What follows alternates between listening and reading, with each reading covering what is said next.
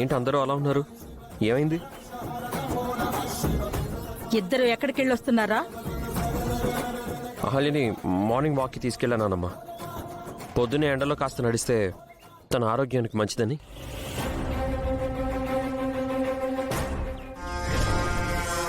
అబద్ధం చెప్పడం ఆరోగ్యానికి హానికరం గౌతమ్.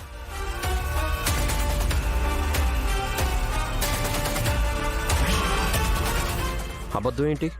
మీరు మార్నింగ్ వాక్కి వెళ్లారు అన్నది అబద్ధం. నైట్ అంతా శంషాబాద్ అడవిలో ఉన్నారు అన్నది నిజం.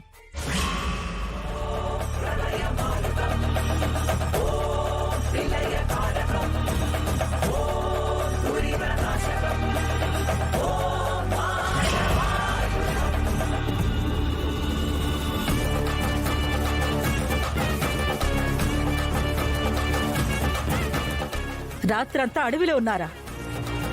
అడవికి ఎందుకు వెళ్లారు?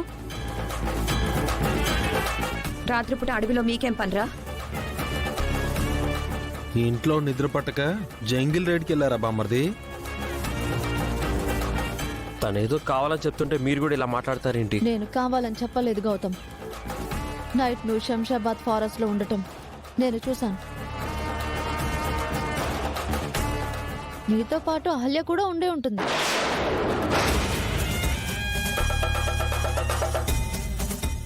ఏంట్రా, తను చెప్పేది నిజమా?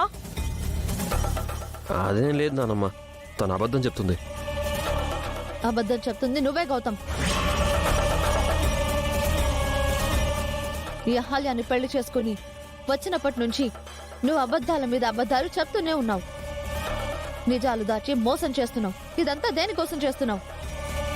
ఇద్దరూ కలిసి ఇంకేం దాస్తున్నారు?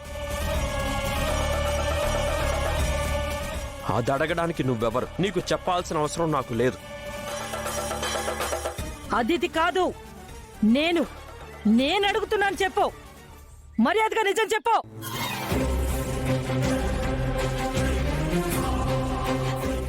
రాత్రి మీరింట్లో లేరు. నువ్వు హాస్పిటల్కి వెళుతున్నానని చెప్పి వెళ్ళిపోయావు. ఆ తర్వాత ఈ దీంట్లో కనిపించలేదు. ఇద్దరు ఎక్కడికి వెళ్లారు?